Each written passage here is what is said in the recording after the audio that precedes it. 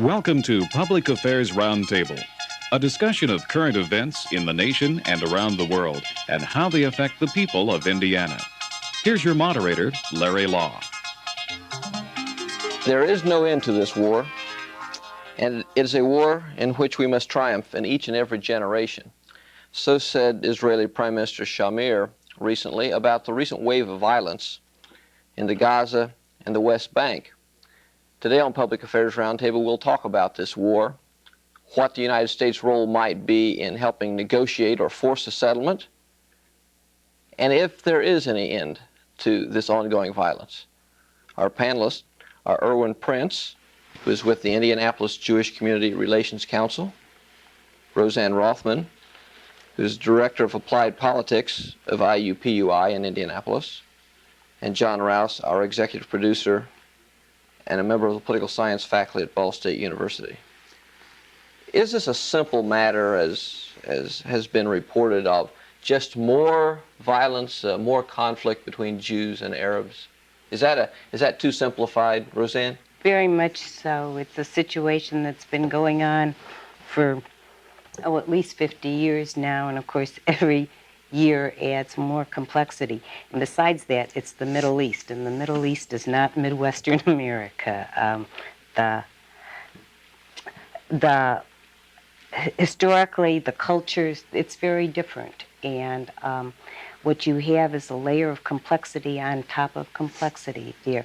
There's a lot of catch-22 situations built into this, and that's going to be very difficult in terms of reaching a solution. Roseanne, if I could follow up, it's been said that the conflict is between two communities, the Arab community and the Israeli community. And of course, within that community, there was in 1948 or previous to that, the establishment of a Palestine state for the Palestine Arabs, and also the establishment of a state in Palestine for the Jews. Well, wait, let's start there. The United Nations had a resolution to partition Palestine. It was to be two states. Israel accepted the partition. The Arabs rejected it. And what happened, there was a war in 48, and the Israelis managed to hold what they had been granted by the UN partition and get a little bit extra land around some of their areas. Jerusalem was supposed to be internationalized. The outcome of that war set the stage for everything else. Jordan moved in and annexed the West Bank. No countries, I think, except there are only two countries that ever accepted Jordan's annexation of the West Bank. Egypt took the Gaza Strip as a result of that war, and Syria was in the Golan Heights. And that strategic situation has set up everything since then that they've been fighting about. You see, going back to 1948 also, you can consider the United Nations Partition Resolution in 1948 as the second partition of Palestine. The first partitioning of Palestine took place under the British Mandate in 1922, when Great Britain, who had been given the League of Nations mandate to govern Palestine, lopped off the entire area east of the Jordan River and created the country of Transjordan and placed King Abdullah on the throne of that country. That country is now Jordan. And it originally was Palestine. It was a good part of Palestine, about 70% of it. And the people living in Jordan, 80% of the population approximately, were Palestinian Arabs. So in essence, Jordan is a Palestinian state created back in 1922, but not governed by Palestinian Arabs. So when we talk about the creation of a Palestinian state, which Palestinian PLO leadership, some Palestinian leadership today talk about creation of a new Palestinian state in the West Bank and Gaza, you're talking about the creation of a second Palestinian state in the area. And this is a fact that very few people pay much attention to. But the Israelis pay a lot of attention to it, and the Jordanians pay a lot of attention to it, because King Hussein claims sovereignty over the West Bank. But it seems to me that part of the problem is that both parties or many parties do not recognize each other as enemies. For example, as you implied, the Arabs do not recognize Israel as a state. On the other hand, in terms of the Palestinians or the PLO, the Israelis refuse to recognize the PLO as an official enemy. So is it the problem in a sense that both groups, Israelis and Palestinians who live in the Gaza and also on the West Bank, they do not really recognize each other as enemies, so therefore they cannot begin to negotiate their problems? It's not quite that easy in the sense that, yeah, the Arabs certainly haven't recognized Israel, and any time there has been an Arab who has wanted to negotiate with Israel, like Sadat, you know the outcome. I mean, Sadat was assassinated, and there's a whole history of any number of assassinations of moderates in the Middle East. But also, when you talk about the PLO, well, the PLO was created in 1964. It was created by Egypt. And for oftentimes in its history, it's been under the control of one of the Arab governments. Syria controlled the PLO for a while. Yasser Arafat defined them as independent, but they've never set up a government in exile, for example, so who's there to negotiate? And of course, the way the Israelis know the PLO is as terrorists. It's the PLO that has claimed credit for any number of actions, either in terms of hijacking planes or of attacking civilians in Israel. So that doesn't make them an easy partner to negotiate with for the Israelis. The Israelis have been willing to negotiate with Jordan, but Jordan has its difficulties in terms of coming to the Israelis to negotiate. So you have this constant, again, it's against the background and it's the complexity of the situation. Israel has tried to negotiate with any number of people, and the difficulty is that the one time that there was negotiations was Egypt. Egypt got back Sinai. That peace is still holding. It has its ups and downs, this peace, but there was a negotiated settlement between Egypt and Israel, and that's still holding. Nobody else has come forward to negotiate and to say they should negotiate with the PLO. Who? With Yasser Arafat? That would be like us negotiating with, I'm trying to think of an appropriate example. If you assume that, say, I'm an Arab on the West Bank, and I look towards the state of Israel as a terrorist too, because, and I think one thing that happens here in the West is that recently many people have tried to associate the oppression of the Israeli army towards the Arabs as being equal to the Holocaust. And I think that's a mistake, obviously, because on one hand you have genocide in the 1940s, a genocide of a whole people. It's different from the oppression of people on the West Bank. Well, let me point out something. Until 1967, the West Bank was under the control of Jordan, an Arab country. And the condition of the Palestinian Arabs living in the West Bank at that time was anything but terrific. They lived still in the refugee camps. There were many refugee camps there. From 1948, Jordan did nothing to take the people out of the refugee camps and resettle them. Nor, and I think this is an important and a critical point, nor did Jordan take any step to grant the West Bank population any kind of autonomy or independence. So if there were going to be a Palestinian Arab state in the West Bank, as the Arabs contend now that they are for, it could have been created any time during that 20-year period between 1948 and 1967 when they controlled the territory. But instead they annexed it into Jordan. So that tells you something about what the real Arab attitude is towards Palestinian state and Palestinian autonomy.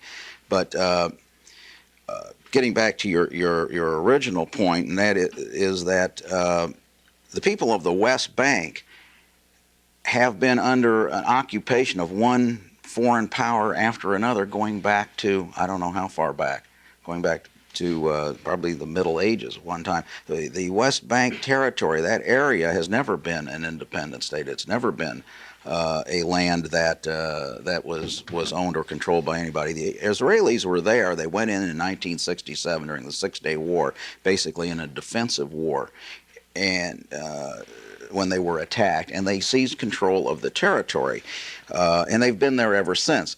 They don't really want to be there, but they can't pull out and leave a vacuum. If they pull out, who comes in? That's the big question.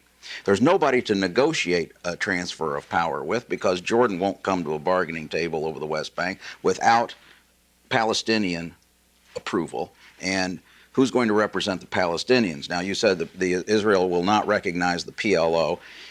They do recognize the PLO. They recognize it for what it is. The PLO is an umbrella organization for about 14 terrorist groups. And Israel says they will not negotiate with the PLO.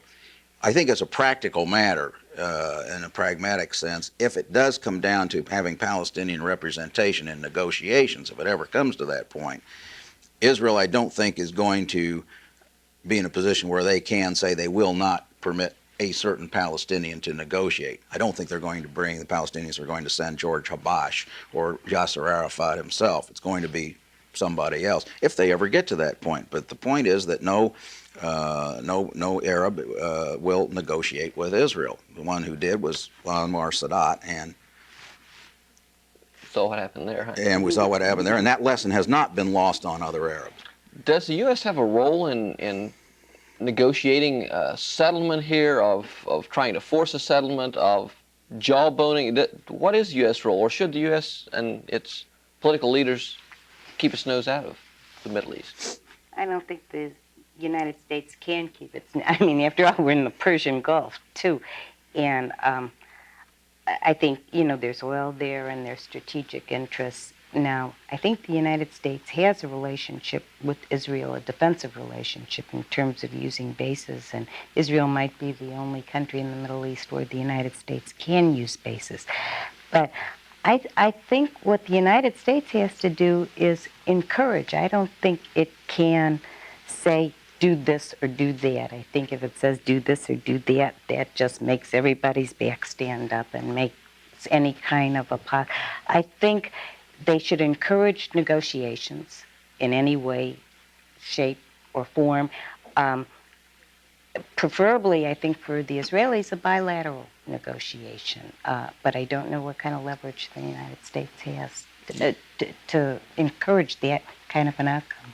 I don't think that the United States, it hasn't been active in the last 4, 5, 6 years. No, it hasn't. Obviously, it was very active under Jimmy Carter, and the perception of the Arabs is that this government is not very receptive to their interest. Right. And so the strength of the U.S. as a negotiator is that as a negotiator, you take into consideration both sides. I think another question we might ask is, what does this issue have to do with Hoosiers in the Middle West? As you say, Roseanne, the culture in the Middle East is quite unpredictable. It's quite irrational. We have to. So let's take a look at this issue. I think one thing in terms that we should look at is the fact that Israel is Western. The problem in the Middle East, and also in Israel and that part of the Middle East, is not just Jew and Muslim. It's an issue of Western values versus Islamic values. It's an issue of even feudalistic societies among certain Arab countries. The countries, in terms of their borders, have not been very established.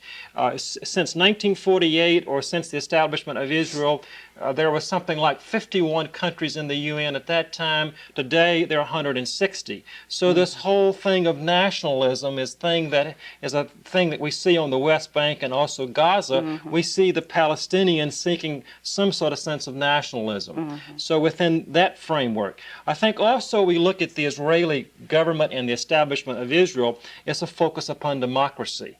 So if you take democracy, at least for Jews in that part of the world, you take democracy, you take Western values of economic development, these things are very foreign to many in the region. So and a third point I might make is that Israel, in the minds of many, constitutes the southern flank of NATO. So in terms of Israel, some would argue that Israel has kept the entire region from falling to the Soviets or under Soviet influence. And we would say that Israel probably keeps King Hussein of Jordan in power today.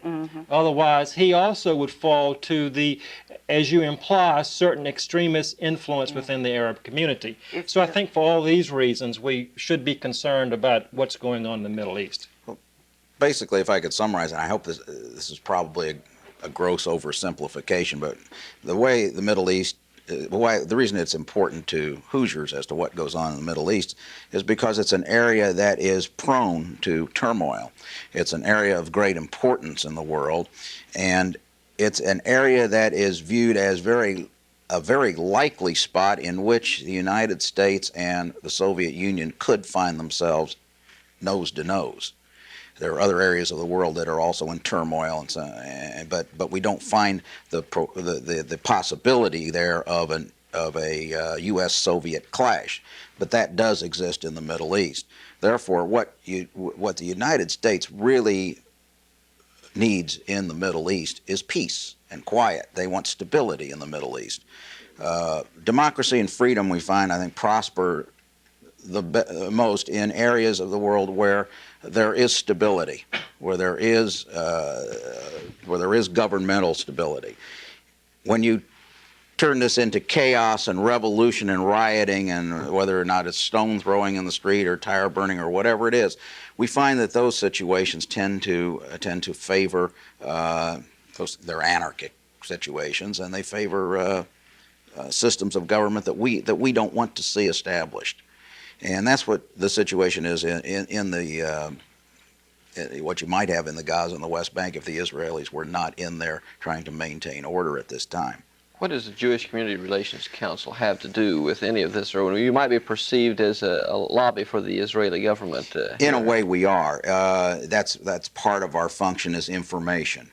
The Jewish Community Relations Council is an organization made up of organizations, of Jewish organizations. It's a sort of an umbrella organization.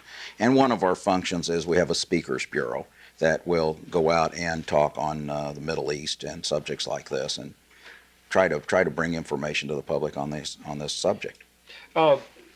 Erwin, as we look at Greater Israel, and of course Greater Israel is considered the West Bank and also Gaza, about 40% of the population is Arab, about 60% is Jewish.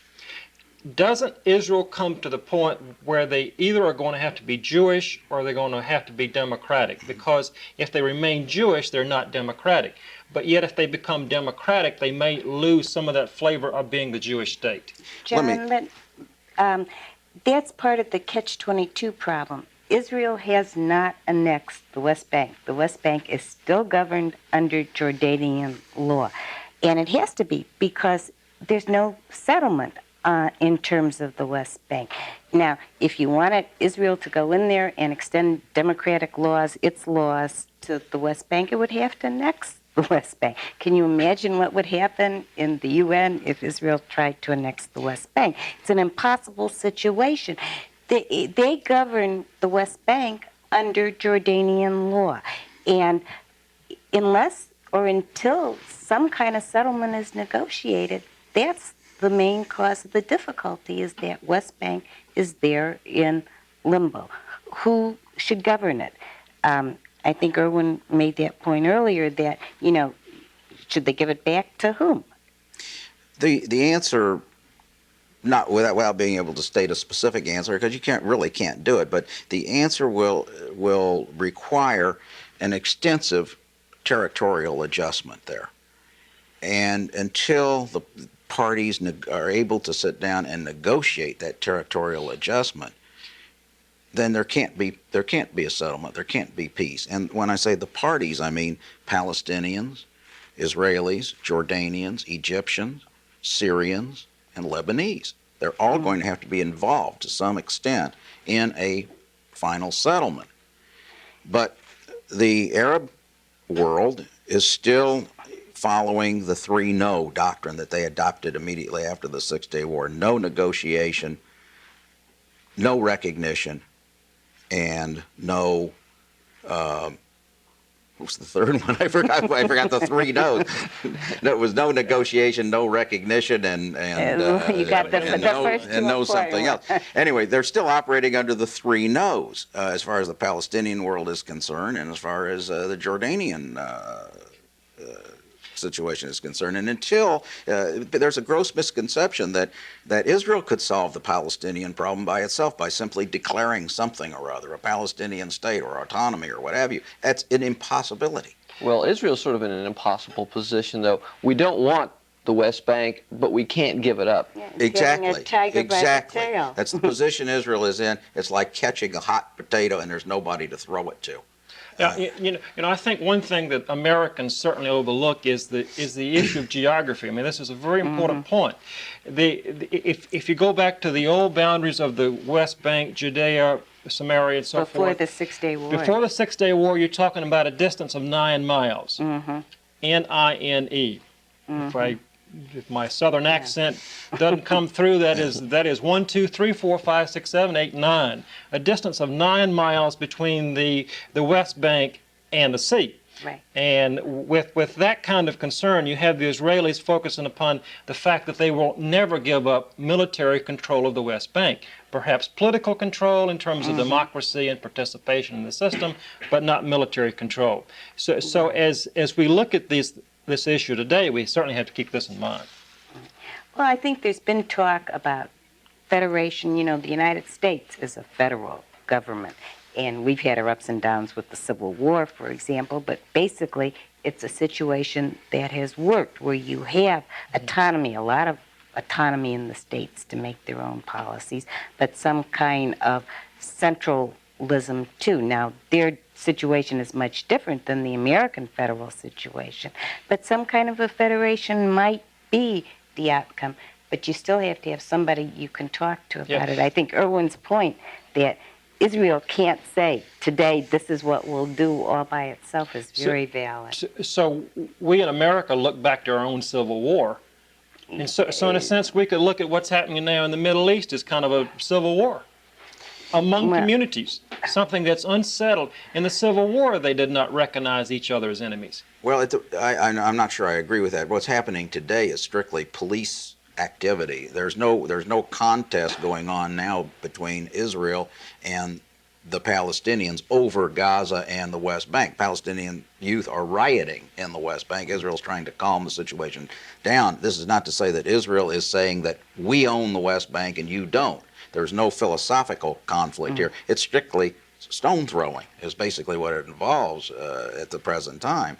The Palestinians, unfortunately, have had a history of meeting problems with violence instead of sitting down and saying, now we've got this problem, what's the best way of solving it? Perhaps they would come up with recognition, willingness to sit down and recognize Israel. Maybe some Palestinian leadership would come to that conclusion and go along those lines.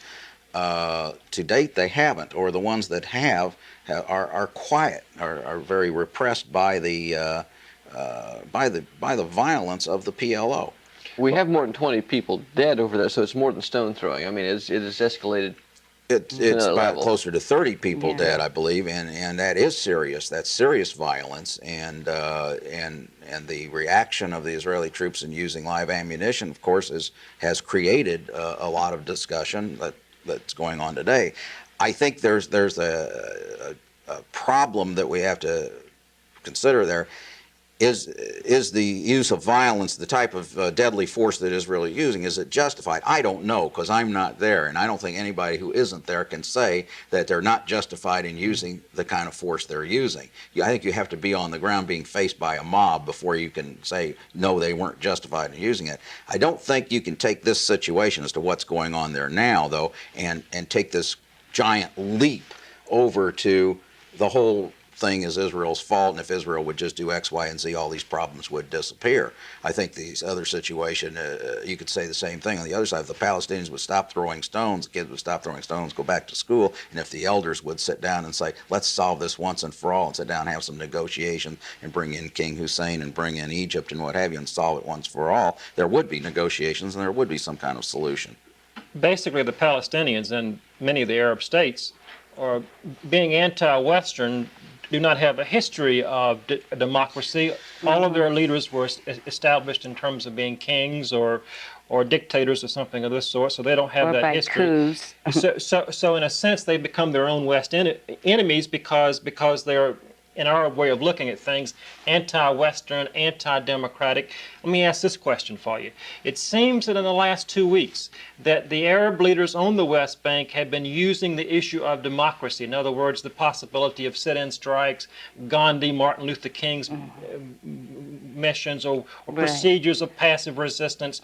Do you think perhaps the Palestinians are changing their methods? It could be. What you have is it's the younger Palestinians. You see, again, that's part of the difficulty right now. It's young people, it's 20-year-olds who are coming out on the streets. The established leadership isn't in the ballgame right now, and so you have a situation that's very fluid right this minute, and it's difficult to deal with for that reason.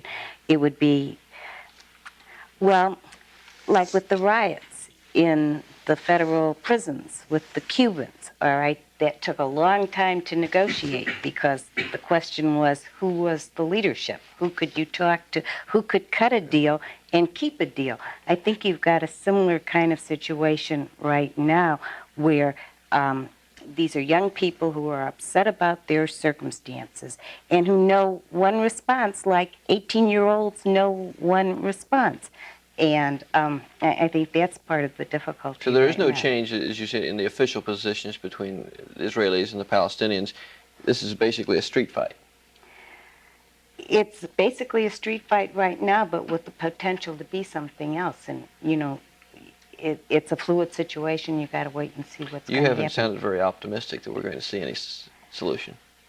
Oh, I think the solution is going to be long, slow, and will take a lot of time. It's not an easy question. There are just complexities on top of complexities. I think a solution has to involve Syria. Syria still thinks of Israel and Palestine as being part of southern Syria. If you make any kind of a deal, what are they going to do? And Syria's a strong power. I don't know what we're going to do because we're out of time here, but thank you very much, Roseanne Rothman, Erwin Prince from Indianapolis, for being with us here today, and to John Rouse, our executive producer. I'm Larry Lough. Thank you for being with us. If you have comments regarding this program, please address them to John Rouse, Box 149, Muncie, Indiana, 47305. The producer for Public Affairs Roundtable is John Rouse. Associate producers are Mike Seaborg, Bill Mosier, Nancy Carlson, and Steve Johnson. This program is a production of University Media Services and the Department of Political Science. Facilities and funding are provided by University Media Services on the campus of Ball State University in Muncie, Indiana.